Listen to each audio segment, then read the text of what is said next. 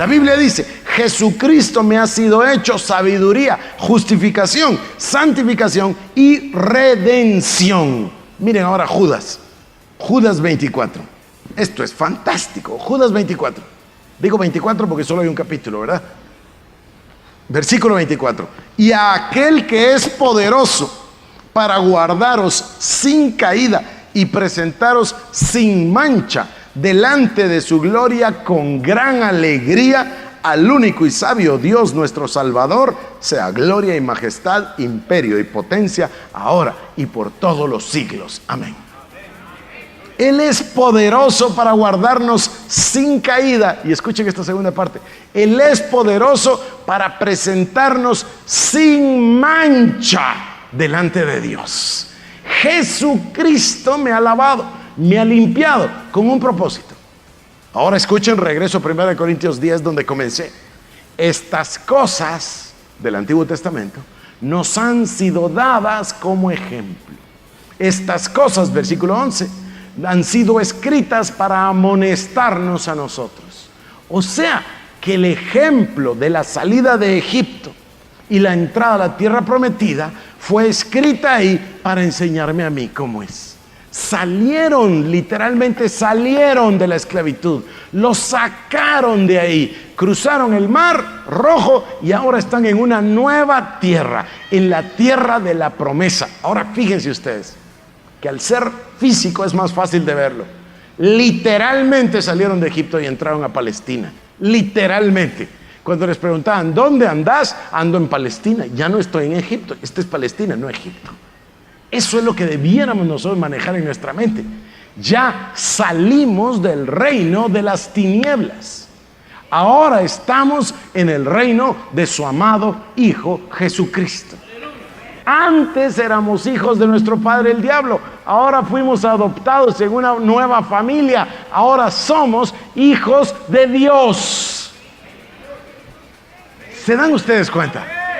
Por eso dice la Biblia, ahora somos herederos de Dios y coherederos con Cristo Jesús. Por eso dice el libro de Hebreos, era necesario que hubiese muerte del testador, porque si no, no valdría el testamento. Pero muerto el testador, Cristo Jesús, nosotros heredamos la herencia. Ahora somos hijos. Pero quiero llegar a esto, este es mi tercer punto. Una vez ya entendimos que ya no estamos donde estábamos, ya no somos lo que éramos, Dios ni siquiera se acuerda, ¿para qué me voy a acordar yo? Ya no estoy en el reino de las tinieblas, ahora estoy en el reino de Dios, ahora soy hijo de Dios. Aquí viene lo que yo quisiera decirles. Desvestidos de aquella mentalidad antigua, desvestidos de la conciencia de pecado, desvestidos de esa micromentalidad, desvestidos de esa conciencia todo el tiempo de suciedad, de falta de habilidad para pararme delante de Dios, desvestido de eso, ahora me visto de la nueva vida en Cristo Jesús. Soy revestido del nuevo hombre, desvestido del hombre viejo, desvestido de la naturaleza pecadora, desvestido de la mentalidad viciada, desvestido de los pensamientos antiguos. Nuevo, ahora estoy limpio, vestido con unas vestiduras blancas que me dio Cristo Jesús. Ahora puedo hablar con Dios.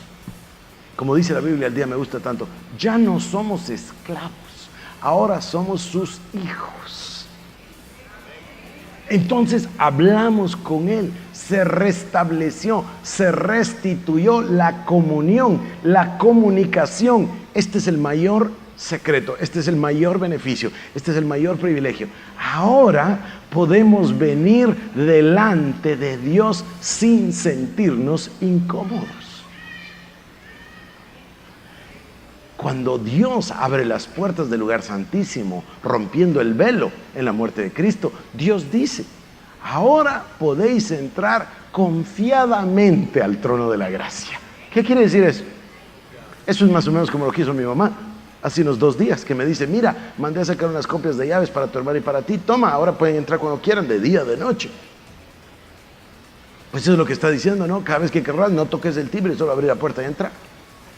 Eso es lo que Dios dice, acceso confiadamente al trono de la gracia.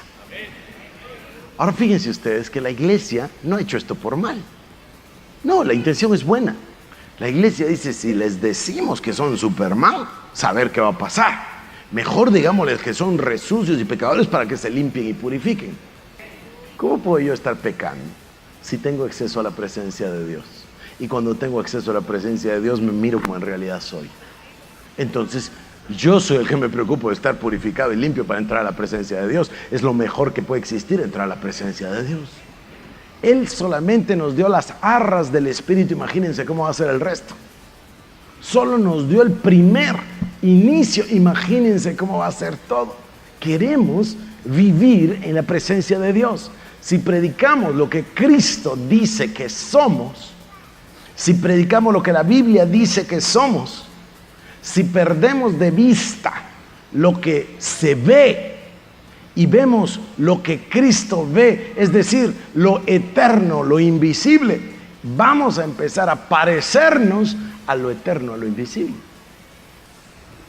Lo físico se sujeta a lo eterno, no al revés. Lo natural se sujeta a lo espiritual. Comienzo a ver las verdades espirituales, comienzo a ver la verdad de la palabra de Dios, empiezo a verme, y esto es lo que la Biblia dice, que si quiero verme, me necesito ver en el espejo de la palabra de Dios. Entonces empieza a reflejar mi imagen y yo empiezo a vivir sin esa conciencia de pecado. ¿Cuál es el gran beneficio? El más grande beneficio que puede haber, el más grande privilegio que puede existir, es que puedo entrar a la presencia de Dios. Cuando entro a la presencia de Dios, puedo entonces ejercer mi sacerdocio y mi reinado. Sacerdocio santo para ofrecer sacrificios aceptables a Dios por medio de Jesucristo. Entonces aprendo a alabar, aprendo a adorar, aprendo a entrar en su presencia. ¿Qué es lo que la gente nos dice? Cuando nos dice, bueno, entré a la iglesia a las 11, pero no me perdí la prédica. Lo que nos dice es que no ha entendido nada, porque no venimos a la prédica. Lo importante no es venir a la prédica, lo importante es venir a ofrecerle a Dios sacrificios espirituales aceptables por medio de Jesucristo. La prédica es irrelevante, hermanos. ¿Qué me puede enseñar a mí un ser humano en 45 minutos comparado con lo que Dios me puede dar en un instante en su presencia? ¿Me entienden? Lo que tenemos que volvernos es volvernos expertos en zambuirnos en la presencia de Dios. Pero para meterme a la presencia de Dios, tengo que saber que Dios me permitió el acceso a su presencia, porque me cambió mi naturaleza. Ya no soy como era antes. Ese es el gran privilegio, sacerdocio santo. Y el otro, sacerdocio real. Soy una nueva nación, linaje escogido, real sacerdocio, para anunciar las grandezas de aquel que nos llamó de las tinieblas a su luz admirable. Dios cambia completamente la perspectiva. Ahora voy a terminar. 1 Corintios 10. Estas cosas del Antiguo Testamento nos quedaron escritas como ejemplo a nosotros.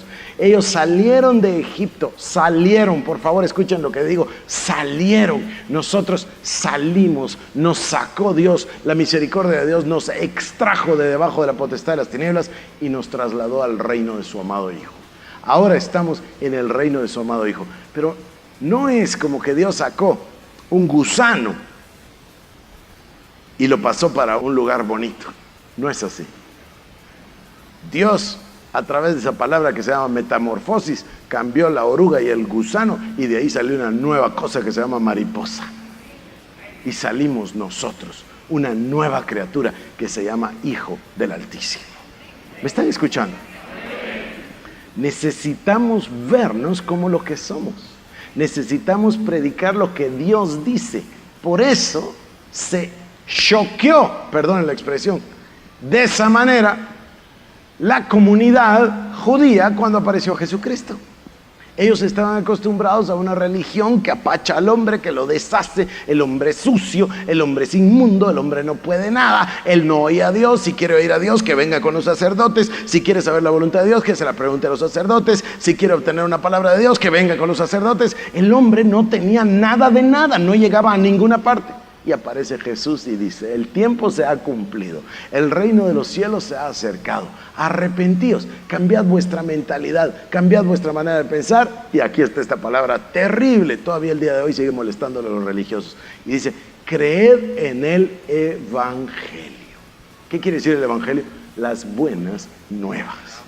Demasiado para los religiosos, les arruina todo su negocio. Dice: ¿cómo les van a dar buenas nuevas? A estos hay que darles malas nuevas. Sí, eso es lo que piensa el diablo.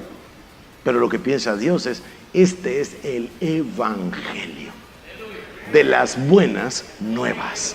El evangelio significa buenas noticias. Jesucristo lo ejemplifica de una manera tan impresionante en Lucas capítulo 4 versos 16 al 18. Dice: el Espíritu del Señor está sobre mí por cuanto me ha ungido para dar buenas nuevas a los pobres, para pregonar libertad a los oprimidos, para sanar a los quebrantados de corazón, para dar vista a los ciegos, para poner en libertad a los cautivos, para predicar el año agradable del Señor. Punto. Y los ojos de todos estaban fijos en él en la sinagoga, porque él estaba leyendo el libro del profeta Isaías capítulo 61. Y el libro del profeta Isaías dice: y el año del juicio del Señor y la venganza del Dios vivo. Y Jesús no lee ni juicio ni venganza. Jesús piensa adentro y dice: hoy se ha cumplido esta palabra delante de vosotros. Todos se quedan, no saben qué pensar. Después le quieren matar más adelante en el mismo pasaje. ¿Por qué? Porque Jesús les dice: el juicio y la venganza la voy a sufrir yo, para que ustedes no la tengan que sufrir. Por eso es el Cordero Pascual. Escuchen, por eso es el Cordero Pascual. Estos son términos que ellos entendían perfectamente. Ellos entendían esto del Cordero Pascual como el animal que iba al sacrificio para morir en sustitución de su pecado. Ellos entendían bien cuando Juan está bautizando y los ayudantes de Juan están bautizando, Juan el Bautista, y están bautizando, y de repente voltea a ver y se queda y mira a Juan y dice: este es el Cordero de Dios que quita el pecado del mundo. Ellos entendieron bien la profecía de Abraham allá en Génesis, que dijo: hijo, le dijo Abraham a Isaac, él es Jehová Jireh, él se proveerá de cordero para el holocausto. Ahora viene Juan el Bautista y dice: mis ojos contemplan al Cordero de Dios que quita el pecado del mundo. Ese día Juan ya no quiso salir en la tarde y en la noche y al día siguiente. Y su gente fue: ¿pero qué te pasa? Dice: no, es que ya mis ojos contemplaron al Cordero de Dios. Dice: es necesario que yo mengüe y que Él crezca. Yo solo vine para anunciarlo. No soy digno ni de desatar la correa de su calzado. Él es el Cordero de Dios. Él es el Cordero perfecto, el Cordero sin defecto, el Cordero sin pecado, el que no conoció pecado. 2 Corintios capítulo 5 versos 19 y 20. El que no conoció pecado fue hecho pecado para que nosotros fuésemos hechos la justicia de Dios en Él. Romanos capítulo 5 versículo 1. Ahora entiendo, hemos sido justificados por la fe, tenemos paz con Dios. Alguien hizo la paz. Isaías 59 versículo 1 en adelante: vosotros a través de vuestros pecados, de vuestras iniquidades y rebeliones, teníais un abismo para con Dios, un abismo infranqueable. Y 1 Timoteo capítulo 1: pero Dios, dice, trajo a Jesucristo, el único mediador entre Dios y los hombres. Y Jesucristo hizo el puente que unió el abismo. Ahora nosotros tenemos paz con Dios.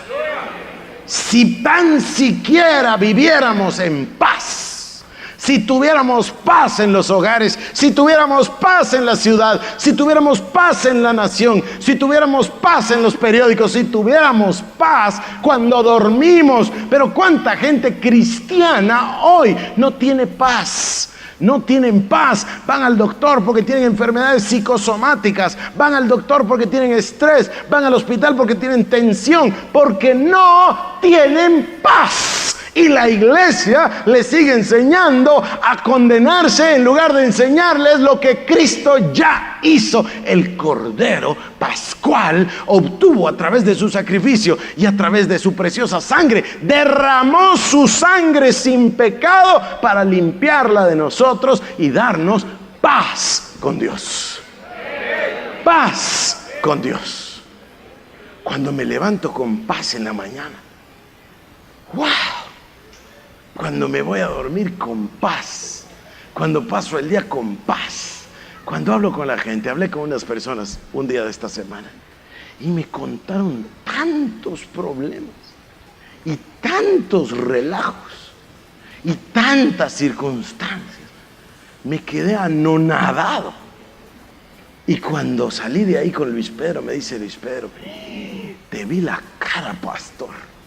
Dije, sí, ya mi ser ya no procesa todos estos relajos. Tenemos paz con Dios. Paz. La paz de Dios es una realidad. No tenemos necesidad de toda esa bulla y ese relajo y esos nervios y esos chismes y todo eso nos quita la paz. Valoro la paz de Dios encima de cualquier otra cosa, porque cuando tengo paz con Dios, me comunico con Dios, tengo oración con Dios, alabanza a Dios, adoración a Dios, comunión con Dios, recibo de... ¿Me están escuchando? Todo nuestro ser cambia. El hombre no está diseñado para tener tensión. Ahí están los doctores, pregúntales. Le da tensión, le dan dolores musculares, le da lumbago, le da estrés, se le suben los triglicéridos, todo se le sube, todo se le desordena, todo se le descompone al ser humano, en lugar de tener paz con Dios. Dios creó al ser humano para tener paz. Y entro a esta palabra. Esta es una palabra casi tan usada que ha perdido el valor. Dios nos creó para tener felicidad. Y la felicidad solo viene de Dios. Por eso dice Nehemías, el gozo del Señor es nuestra fuerza. Estamos diseñados, fuimos construidos y salvados para tener gozo, para estar alegres. Vino una hermana aquí a la iglesia. Gracias a Dios que ya se fue, pero vino. Y yo no sé ni cómo, pero alguien la contrató y me la llevó allá a la oficina. Y llegó a trabajar un día, a saber qué día era, 15 primero, yo qué sé, llegó a trabajar. Y de repente salgo yo, como normalmente, y digo un par de chistes y me río a carcajadas, casi se desmaya. Casi se desmaya. No podía entender cómo yo podía reírme. Yo me le quedé viendo y le dije, usted necesita liberación. Por poco se muere. Yo hablaba en serio, ¿me entienden? Estamos esperando que seamos como poste de iglesia o de cementerio, ¿me entienden? No, hermanos, tenemos el gozo del Espíritu Santo. Tenemos paz con Dios.